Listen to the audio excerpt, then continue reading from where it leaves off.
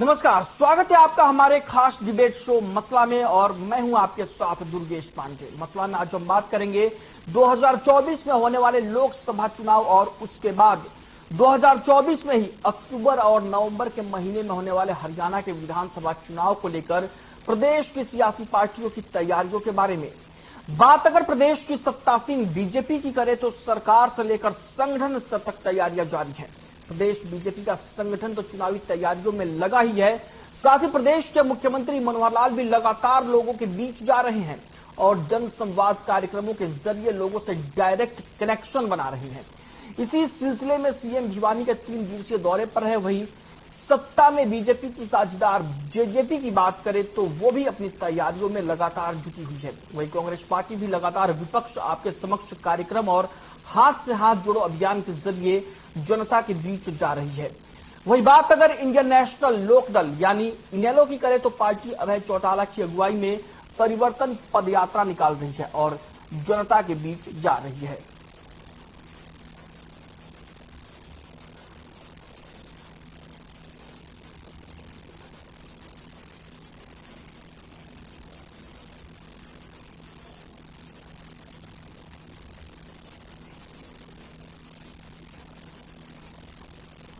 दो 2024 की तैयारी में लगातार सियासी पार्टियां प्रदेश की जुटी हुई हैं और सभी अपने अपने स्तर पर तैयारियों को अंतिम रूप देने में जुटे हुए हैं। बात अगर प्रदेश के मुख्यमंत्री मनोहर लाल की करें या नेता प्रतिपक्ष भूपेंद्र सिंह हुड्डा की करें, कांग्रेस के प्रदेश अध्यक्ष उदय भान की करें या प्रदेश की सत्तासीन पार्टी बीजेपी के प्रदेश अध्यक्ष ओम प्रकाश धनखड़ की करें, हर नेता अपने अपने लेवल पर अपनी पार्टी के लिए चुनावी तैयारियों में जुटा हुआ है। बीजेपी जहां लोकसभा चुनाव में 10 सीटों पर को जीतने का लक्ष्य बना के चल रही है, वहीं प्रदेश में एक बार फिर से विधानसभा में पूर्ण बहुमत की सरकार बनाने पर पार्टी का जोर है। वहीं प्रदेश की सत्ता में साझेदार जेजेपी अपनी तैयारियों में लगातार जुटी हुई है। वहीं कांग्रेस पार्टी की भी तैयारियां जारी हैं। वहीं अगर बात करें इनेलो की तो इंडियन नेशनल लोकदल अभय चौटाला की अगुवाई में परिवर्तन पदयात्रा निकाल रही है।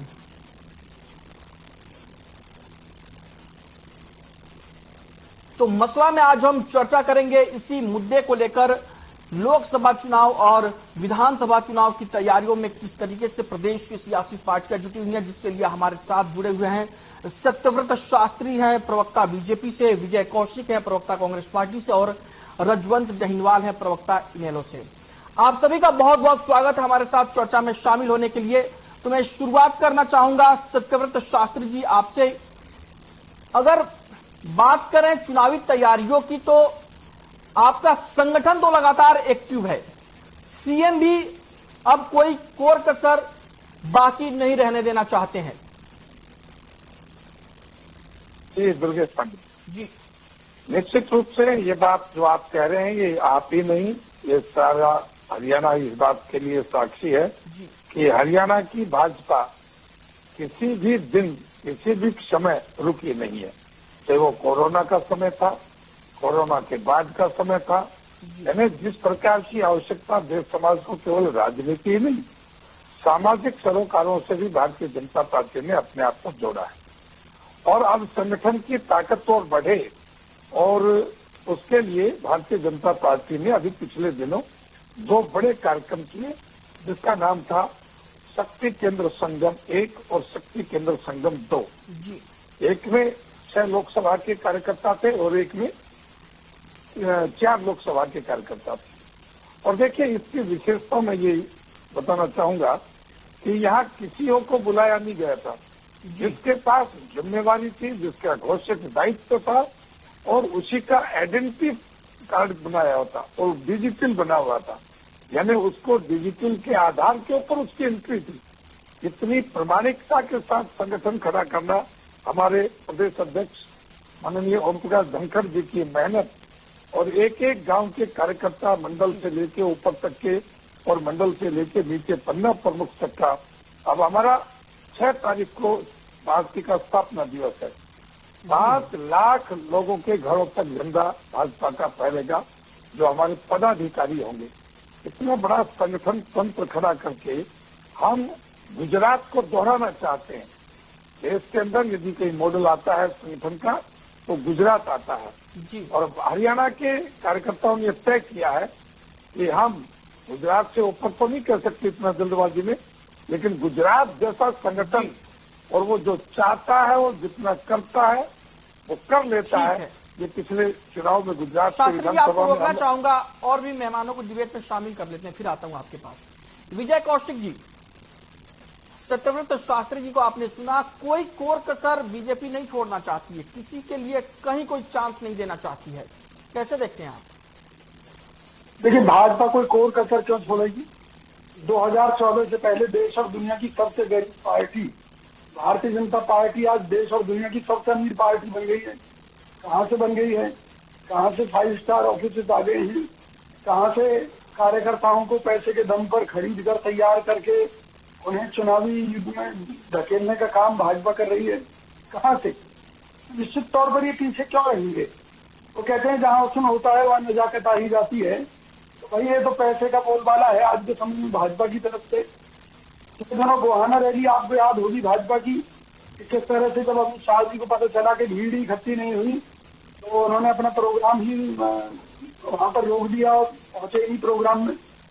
तो सवाल ये है कि जनता सारी हकीकत जानती है, किराए की भीड़ भी जो इनकी रैलियों में दिख रही है जनता उसे भी जानती है। मेन मुद्दा ये है, आप अगर लोकसभा चुनाव की बात करें तो 2014 में इनका एक सबसे प्रमुख जुमला था कि भाई अच्छे दिन आएंगे और जो काला धन है वो वापस आएगा, हर अकाउंट में 15-15 लाख आएंगे। जब बाद में अमित शाह जी से कई साल बाद पूछा गया कि ये क्या था तो उन्होंने कहा ये तो हमारे चुनावी जुमले थे। तो बात यह है कि दिखाते कुछ और हैं, करते कुछ और हैं, हकीकत भाजपा की कुछ और है। इन्होंने कहा था कि भी विकास के क्षेत्र में नंबर 1, तो भाई एक स्मार्ट सिटी बनाने का ठेका हरियाणा में लिया था भारतीय जनता पार्टी ने, क्या वो स्मार्ट सिटी बन गई? यहाँ कूड़ा उठाने तक का ठेका अगर चाइनीज कंपनी को दे दिया तो ये स्वदेशी की बात करने वाली भाजपा किस मुंह से कहती है कि भाई ये स्वदेशी को लागू करने वाले लोग हैं? हर मोर्चे पर ये सरकार फेल है। लोकसभा राष्ट्रीय स्तर से हमले और क्षेत्रीय स्तर तक बस केवल जातिवाद में लोगों को घा रखा है। राम मंदिर के नाम पर कौन कौन इसके ट्रस्टी हैं, वो पैसा किन किन लोगों की आज की डेट में गिरफ्त में है। सारे मामलों की जांच होगी जब ये लोग सत्ता में नहीं होंगे। इनके लाखों करोड़ों के जो घोटाले हैं कि जो उन्होंने देश को दुनिया का सबसे कर्जदार मुल्क बनाकर रख दिया है, कि अगर 70 साल में कर्जा हुआ 40 लाख करोड़ का, तो इनके राज में 140 लाख करोड़ का विदेशी कर्ज हो गया। आज हर भारतीय को, हर नागरिक को उन्होंने कर्जदार बना दिया। कोई भी एग्जाम होते हैं, चाहे नौकरी के चाहे वैसे, सब लीक हो जाते हैं। ठीक है, क्योंकि ठीक है, आपके पास फिर से आता हूँ। विजय जी, रजवंत जी को भी शामिल कर लेते हैं डिबेट में। आपके पास फिर से आता हूं और तमाम सवालों के आपके जवाब भी लेंगे सत्यव्रत शास्त्री जी से। रजवंत जी, आपकी पार्टी भी लगातार तैयारियों में जुटी हुई है, लेकिन यहां देखने पर बीजेपी कहीं कोई लूपहोल नहीं छोड़ना चाहती है, क्या कहेंगे? बीजेपी के तो सारे ही लूपहोल हैं। चौधरी अभय सिंह चौटाला को परिवर्तन यात्रा की जरूरत क्यों पड़ी? और जरूरत इसी वजह से तो पड़ी है ना कि जब विधानसभा में उनको बोलने नहीं दिया जाता, कोई भी व्यक्ति बोलता है तो उसको चुप कराने का काम करते हैं। कहीं आईबी, सीबीआई, ईडी, इनके छापे जो पड़ रहे हैं वो कहीं विपक्ष पे ही तो पड़ रहे हैं ना, वो सत्ता पक्ष के लोगों पे तो पड़ नहीं रहे। चौधरी अभय सिंह चौटाला ने जब ये देखा है कि जब हर व्यक्ति परेशान है, चाहे महिला की बात करें, युवाओं की बात करें, बेरोजगारों की बात करें, व्यापारियों की बात करें, कर्मचारियों की बात करें, कौन सा ऐसा वर्ग है जो इनसे परेशान नहीं है? उनकी समस्याओं को सुनने के लिए जब चौधरी अभय सिंह चौटाला जी ने यही तो देखा ना कि इन व्यक्तियों के पास अगर हम जाकर, सरकार तो उनके पास पहुंच नहीं रही, और उन व्यक्तियों के पास जाकर अगर हम उनसे चर्चा करेंगे, उनके विचार सुनेंगे, क्या वजह है कि वो सरकार को अपना, आप कह रहे हैं सरकार नहीं पहुंच रही, यहाँ सीएम साहब खुद ही दरबार लगा रहे हैं जा जाके लोगों के बीच में। ये आप बिल्कुल अच्छा सवाल किया आपने। सीएम साहब दरबार कब लगाने लगे हैं? सीएम साहब दरबार तब लगाने लगे जब चौधरी अभय सिंह चौटाला सड़कों पर उतरे हैं। चौधरी अभय सिंह चौटाला यही कह रहे थे कि ऐसी बंद कमरों की जो राजनीति करने वाले थे उनको सड़कों पर लाने का काम करूंगा, और ये उनका काम रहा। जब वो चौधरी अभय सिंह चौटाला जी सड़कों पर जब लगभग 850 किलोमीटर की यात्रा अभी तक कर चुके हैं, पूरे प्रदेश में लगभग 4200 किलोमीटर की यात्रा करेंगे, 7 महीने तक जब उनकी यात्रा चलेगी, तो चौधरी अभय सिंह चौटाला बार बार यही तो कह रहे थे कि जो एसी बंद में बैठकर कमरे में अपने बैठकर राजनीति कर रहे हैं, उन लोगों को सड़कों पर लाने का काम करूंगा। जो जनता की नहीं सुन रहे थे उनको जनता के दरबार पर लाने का काम करूंगा मैं, और आज ये काम में उनको सफल हो रहे हैं। तो कहीं ना कहीं हम ये मानकर चल रहे हैं कि चौधरी अभय सिंह चौटाला की जो परिवर्तन यात्रा है, जो परिवर्तन यात्रा को जो समर्थन मिल रहा है, उस यात्रा से कहीं ना कहीं डर कर, घबरा कर, और अब मुख्यमंत्री जी ने भी सोचा है कि अगर ऐसा मैं अगर चंडीगढ़ से बाहर अगर नहीं निकला, वह जनता के बीच में नहीं गया, जनता की समस्याओं को नहीं सुना, तो निश्चित तौर पर ये जनता हमें सत्ता से बेदखल करने का काम करेगी। और अब जनता ने मन बना लिया है कि वो इस जो ये जेजेपी बीजेपी की जो गठबंधन की सरकार है, इसको कहीं ना कहीं सत्ता से बेदखल करने का काम करेंगे, क्योंकि कोई भी ऐसा वर्ग नहीं छोड़ा इन्होंने जो सरकार की तानाशाही रवैये से परेशान ना हो। आजकल हम फिलहाल अगर हाल फिलहाल की बात करें तो किसान इनसे परेशान है, इससे पहले सरपंच बैठे थे, सरपंच इनसे परेशान थे। एक भी वर्ग ये नहीं बता सकते जिनको ये कहे कि ये वर्ग हमारे से खुश है, कोई वर्ग बताने के लिए इनके पास नहीं है। विकास की बात ये करके सत्ता में आए थे, विकास के नाम पर एक ईंट नहीं लगी प्रदेश में। हाँ, एक चीज का जरूर इन्होंने विकास किया, इन्होंने अपना खुद का विकास किया है। जब तक सत्ता में नहीं आया था, बीजेपी का कोई नाम लेने वाला भी नहीं था, उस समय भारतीय जनता पार्टी का कहीं पर कोई दफ्तर नहीं होता था। लेकिन जैसे ही सत्ता में आए, इन्होंने हर जिले में, पूरे देश में हर जिले में अपना ऑफिस बना दिया, आलीशान बंगले बनाकर आलीशान महल बना दिए इन्होंने, और प्रदेश में ही ठीक है तो जनता के लिए किसी प्रकार का कोई विकास कराने का काम ठीक है। जवाब ले लेते हैं सत्यव्रत शास्त्री जी से। शास्त्री जी, विपक्ष तमाम कमियां गिना रहा है, ऐसे में आपको क्या लगता है कि संगठन और सरकार के भरोसे ही इलेक्शन जीता जा सकता है? देखिए, भरोसा तो विपक्ष का है हमें कि जिस प्रकार से नंबर 2 और नंबर 3 के लिए लड़ाई कांग्रेस और इनेलो के अंदर होगी, तो निश्चित रूप से वो लड़ाई तो हमें तो और जनता को पता ही है, वो दूसरे तीसरे पे लड़ रहे हैं। सत्ता के लिए, सेवा के लिए मौका हरियाणा की सरकार, हरियाणा की जनता भारतीय जनता पार्टी को सौंप रही है। और उसके कारण बताता हूं। दुखी जरूर है आज हरियाणा में, लेकिन कौन लोग हैं? जो लोग सत्ता के आधार पर जिंदगी जीने की आदत जिनकी बन गई थी, अहंकार इतना ऊंचा हो गया कि हम ही हैं। यानी वो एक समय था जो India is Haryana, India is Indira, Indira is India जो समय था, आज भी कुछ लोग इसी फोबिया में जी रहे हैं कि जो हम हैं तो वही थे जो कुछ करने वाले थे, बाकी कुछ नहीं कर सकते।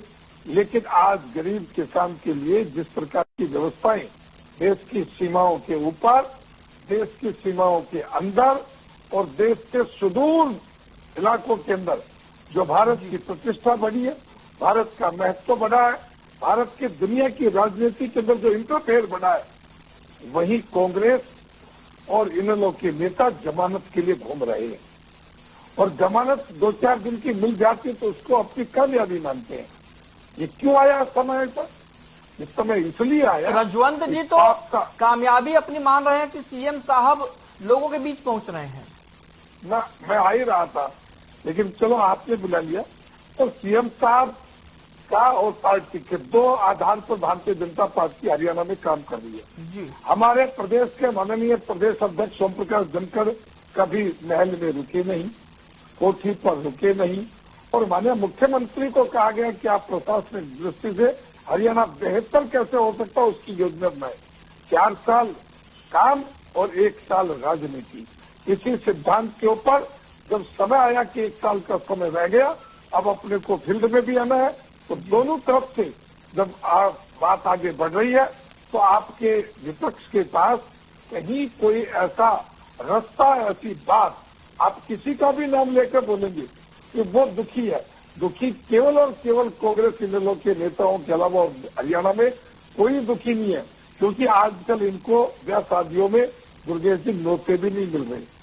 और यदि नोते मिलते हैं तो जाकर देखें तो किस प्रकार से हरियाणा की जनता ठाठ बांटते अपने दैनिक काम भी, शादी ब्याह के काम भी, और गांवों का जो स्टैंडर्ड था, जो रहन सहन का स्तर था, वहां का इंफ्रास्ट्रक्चर की बात थी, चाहे वहां के स्कूलों की व्यवस्था हो, गलियों की व्यवस्था हो, सार्वजनिक स्थानों पर की व्यवस्था हो, लोगों की जेब खर्च करने की कैपेसिटी की बात हो, ये सब कुछ उसको बड़ा सोचने का जो समय दिया वो भारतीय जनता पार्टी के शासन में दिया।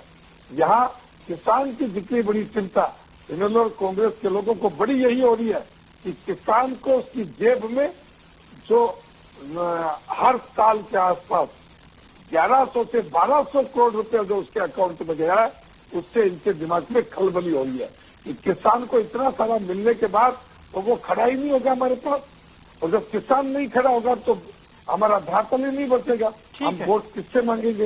लेकिन भारतीय जनता पार्टी ने किसान को भी देखा है, मजदूर को भी देखा है और कर्मचारी वर्ग को भी देखा है, और देश दुनिया के लोगों को अपने यहाँ जो ईजिंग जो बिजनेस के लिए जो माहौल तैयार करना था, उसके लिए भी एक महत्वपूर्ण और एक व्यवस्थित व्यवस्था खड़ी करके जो इन्वेस्टमेंट विदेशों से आ रहा है, वो भी भारतीय जनता पार्टी के शासन के दौरान जनता को नए अवसर देने के लिए काम कर रहा है। ठीक है विजय जी,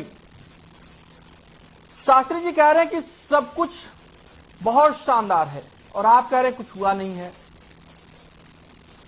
अभी इस बार के चुनाव में ही भाजपा को जनता ने नकार दिया था और तब इस अपाहिज सरकार को बैसाखियों के सहारे से सरकार बनानी पड़ी हरियाणा में। और ये आज अभय चौटाला के भ्रष्टाचार को गिना रहे हैं और कांग्रेस के ऊपर तमाम तरह की तोहमत लगा रहे हैं, लेकिन अजय चौटाला की बात नहीं करते। देखिए कितनी सफाई से अजय चौटाला जी के मामले को छुपा जाते हैं। अरे भाई, जिनको आप भ्रष्टाचारी कहते थे, बेईमान कहते थे, चोर कहते थे, उन लोगों के सहारे आपने अपनी सरकार चला रखी है, पहली बात तो। दूसरी बात ये कि आपकी इस गठबंधन सरकार ने भी लूट मचा रखी है। आप भूल गए कोरोना पीरियड के दौरान किस तरह से शराब पूरे हरियाणा में सप्लाई हुई, किसने की थी? शास्त्री जी ने की थी या विजय कौशिक ने की थी? बताइए, क्यों नहीं उसकी रिपोर्ट आज तक सामने आई? हरियाणा की जनता के सामने आपकी तो इतनी अपाहिज सरकार है कि आज कई साल के बावजूद भी आप वो रिपोर्ट पेश नहीं कर पाए हरियाणा की जनता के सामने कि आप ये कह सको कि भाई बीजेपी का इस शराब कांड से कोई लेना देना नहीं था। हकीकत ये है, हरियाणा में जितना भी भ्रष्टाचार, लूट और बेईमानी चल रही है वो भाजपा और जसपा की जो ठगबंधन है इसके कारण चल रही है।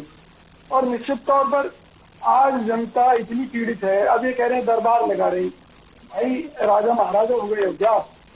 आप आम आदमी की बात करते थे, आज दरबार लगाने पड़े क्योंकि आज की शासन व्यवस्था में लोगों को न्याय है ही नहीं।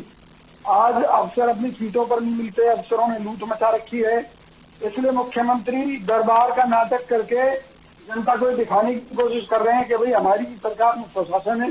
अरे भाई, सुशासन हो तो सीएम तक पहुंचने की जरूरत क्या पड़े, या सीएम को जनता के बीच में जाने के लिए दरबार लगाने की जरूरत क्या पड़े? सीएम जिन सड़कों से निकलते हैं वहां तो सड़कों की रिपेयरिंग हो जाती है, जहां नहीं निकलते हैं वहां सड़कों में गड्ढे पड़े हैं, जनता मरती है, मरती रहे। मनोहर लाल जी को कोई चिंता है नहीं।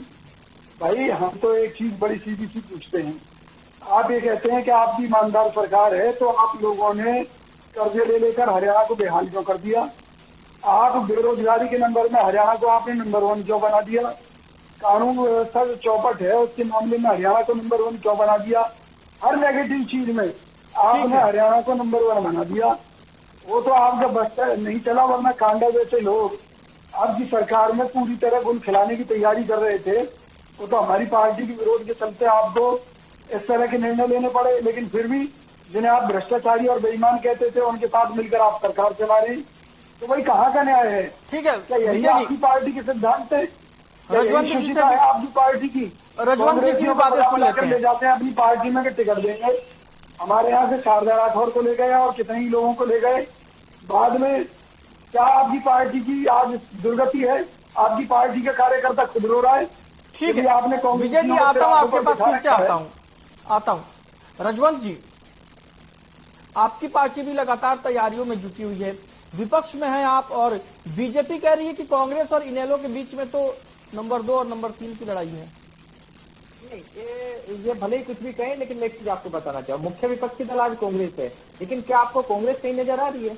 चौधरी भूपेंद्र सिंह हुड्डा को जब भी जरूरत पड़ी है वो कहीं ना कहीं पीछे सरकने का काम किया, उन्होंने आगे बढ़कर जो सरकार को घेरने का काम किया था। आज उनके पास 30-31 विधायक थे, अब वो 30 हो गए, तो इनके पास विधायक बढ़ने की बजाय घट गए। उसके बावजूद भी वो कभी भी सरकार को घेरने का काम नहीं करते, वो सरकार को केवल और इतना बैलेंस करके चलते हैं कि अपनी एक फॉर्मेलिटी पूरी करते हैं। चौधरी अभय सिंह चौटाला जब भी मुद्दे उठाते हैं, कभी भी चौधरी भूपेंद्र सिंह हुड्डा ने उनका सहयोग नहीं किया। क्या वो विपक्ष में नहीं है?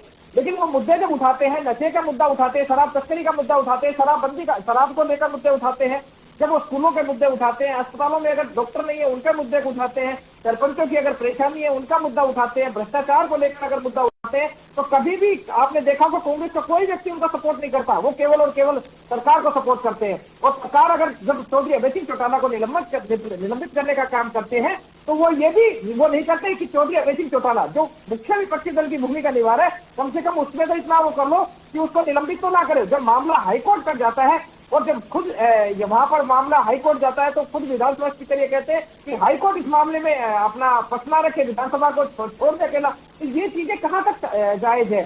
खुद आज का जो माहौल है वो पूरा तानाशाही रवैया अपनाया हुआ है। और आज मैं एक चीज कहता हूं, आज अकेले ये सरकार से जो और वर्ग को तो मैंने आपको सारा वर्ग गिना दिया कि सारे परेशान है। खुद शास्त्री जी मानेंगे, शास्त्री जी मेरी भी कई जो बीजेपी के और जेजेपी के जो लीडर थे उनसे मेरी बात है, अब वो भी परेशान बहुत है, उनकी भी कोई सुनने वाला नहीं है। अधिकारी उनको दफ्तर में नहीं घुसने देते। आज हालात ये हो गई है। और जो आज किसानों की जो बात कर रहे हैं, किसानों की बार बार आप ये करें कि हमने किसानों को ये दे दिया, किसानों को वो दे दिया, किसानों को केवल और केवल आपने कर्जदार बनाने का काम किया है।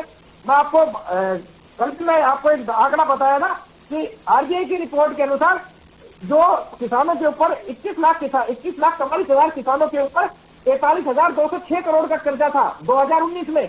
और ये कर्जा 22,64,000 किसानों के ऊपर 48,000 करोड़ का कर्जा आपने किसानों के ऊपर कर दिया। जब किसानों की आय दुगनी करने की जो बात कर रहे थे, तो वो आय दुगनी होने की बजाय किसानों के ऊपर तो कर्जा बढ़ा है। आपने कोई मेट्रो का एक सिंगल पिलर नहीं लगाया। आप मेट्रो बनाने की बात कर रहे थे, मेट्रो का एक सिंगल पिलर अभी तक नहीं आया। सड़कें बनाने की जो बात आप कर रहे थे, आज हकीकत में आप हालात देखेंगे तो सड़कों की हालात बद से बदतर हो चुकी है। सड़कें खड्डे इतने हो चुके हैं कि लोग परेशान है। आपने अभी बजट में बार बार एक बहुत बात लेके आते थे कि आप गोवंश की आगे बढ़ाने की, उनका बजट बढ़ाने की बात कर रहे थे। 40 लाख से 400 करोड़ रुपए करने का आपने बात की थी। लेकिन आज भी सड़कों पर गोवंश आवारा बेसहारा घूम रहे हैं, वो लोगों को नुकसान पहुंचाने का काम कर रहे हैं। ये केवल और केवल जो आपकी बजट की घोषणाएं थी, ये बजट तक सीमित हो गई। स्कूलों को आपने बंद करने का काम आपकी सरकार में ही हुआ है। इससे पहले कभी इतने स्कूल बंद नहीं हुए। स्कूलों को मर्ज करने का भी आपने काम किया है। आप सरकारी स्कूलों को बंद करने के बजाय आप प्राइवेट स्कूलों को आप बढ़ावा देने का काम कर रहे हैं। इस प्रदेश में निजीकरण की बात आप लेके आ रहे हो, बार बार निजीकरण की लेके आ रहे हो। ठेकेदारी प्रथा को आपने बढ़ावा देने का काम किया है। और फिर आप ये कहते हैं कि हम जनता के हितैषी हैं। ऐसा कौन सा एक काम, कोई भी एक आप ऐसा काम बता दिए जिससे हम ये लगे कि जनता आपसे खुश है। जनता आपसे खुश नहीं है। मजबूरी में आप जनता के पास आप जा रहे हैं। सरपंच आपको गांव में घुसने नहीं देंगे। आगे की हालात 2024 का केवल और केवल जनता इंतजार कर रही है कि कभी इसी तरह एक बार 2024 का समय नजदीक आ जाए, वो अपने वोट की चोट से आपको बताएगा कि उनमें कितनी ताकत है। आज अपना तानाशाही रवैये से हर फैसला आप जनता के ऊपर थोपने का काम कर रहे हैं। जनता अभी तो उसको सहन कर रही है, लेकिन वो दिन दूर नहीं जब क्रांति की चिंगारी निकलकर और वो आपको पूरी भारतीय जनता पार्टी को झुलसाने का काम करेगी। ठीक है शास्त्री जी, विपक्ष के तेवर काफी तीखे हैं और बात क्रांति तक जा पहुंची है। निश्चित रूप से रजन पहलवान जी और विजय कौशिक जी अपनी तलवारें तान रहे हैं, लेकिन सामने जनता है। जनता के लिए भैया तुम सबको देख लिया, जवाब दीजिएगा। एक बार में बार बार देख लिया, बार बार देख लिया और बार बार देखकर बार बार धोखा खा लिया।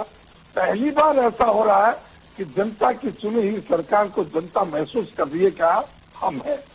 और ये मैं नहीं कह रहा, अब तो दोनों बातों का दो उदाहरण मैं आपके सामने मेरे साथी प्रवक्ताओं की बातों के आधार पर भी कह रहा हूं। दोनों साथियों ने कहा कि भाजपा का कार्यकर्ता दुखी है। भैया कौन सा दुखी है? लेकिन आपकी नजर में दुखी है। क्यों दुखी है? कि जब आपकी सरकार होती है तो सरकार कांग्रेस की होती है या इनेलो की होती है, वो हरियाणा की सरकार नहीं होती। और हरियाणा की सरकार को जब होती है तो उसमें व्यक्ति प्रभावी नहीं होता, सिस्टम प्रभावी होता है। और ऐसे किसी व्यक्ति को देखकर आपको तो हरियाणा की भाजपा का एक भी कार्यकर्ता किसी भी स्थिति के लिए, क्यों उसको केवल राजनीति के आधार नहीं है, उसको इस देश निर्माण के लिए तैयार किया गया है। उसको भूखा रहने की आदत है।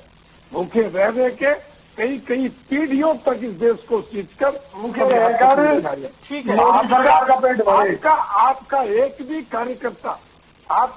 भी कार्यकर्ता क्यों नहीं आपके पास रुक पा रहा था? ठीक है, उसको सत्ता के अलावा कुछ जवाब ले लेते हैं विजय जी से।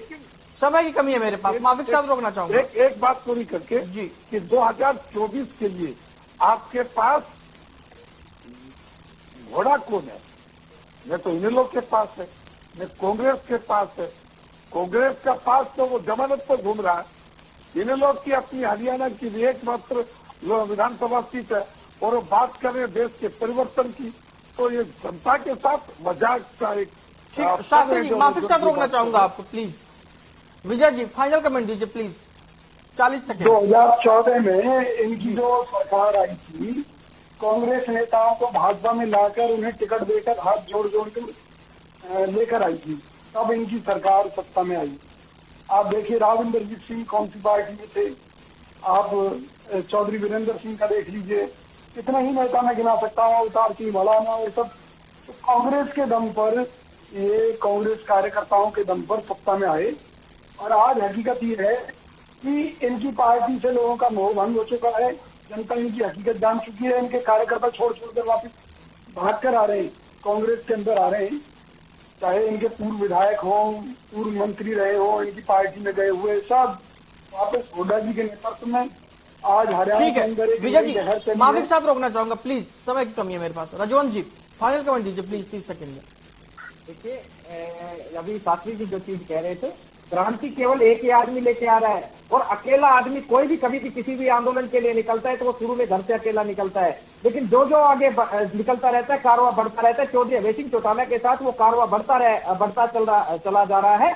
और कहीं ना कहीं आपको भी ये महसूस हो जाएगा, थोड़े दिन और रुको, जब लाखों की संख्या में चौधरी अभय सिंह चौटाला जी को आकर जब गांव-गांव जा रहे हैं, जो उनको जन समर्थन मिल रहा है, जो व्यक्ति उनके साथ हो रहे हैं, आम जनता उनके साथ हो रही है, तो निश्चित तौर पर परिवर्तन भी होगा। और उस परिवर्तन का असर भारतीय जनता पार्टी पर अभी तक पहुंचने शुरू हो गए हैं। और आप एक अकेले की बात करें, उस अकेले विधायक ने आपको नाकों चने चबाने का काम किया। अकेला विधायक आपको विधानसभा में घेरता है। रजवंत जी, माफी के साथ रोकना चाहूंगा प्लीज, समय की कमी है मेरे पास। तो मसला आज हम चर्चा कर रहे थे 2024 की तैयारियों को लेकर। सभी पार्टियों के सुरमा मैदान में उतर चुके हैं और सभी पार्टियां अपनी अपनी तैयारियों में जुटी हुई हैं, जिसमें चर्चा में हमारे साथ शामिल थे सत्यव्रत शास्त्री जी बीजेपी से, विजय कौशिक प्रवक्ता कांग्रेस पार्टी के, और रजवंत गहिनवाल हमारे साथ जुड़े हुए थे इनेलो से। आप सभी का बहुत बहुत शुक्रिया, आपने अपना बहुमूल्य समय हमें दिया। तो मसला में फिलहाल के लिए इतना ही, मुझे दीजिए इजाजत, नमस्कार। मेरी जैसा कोई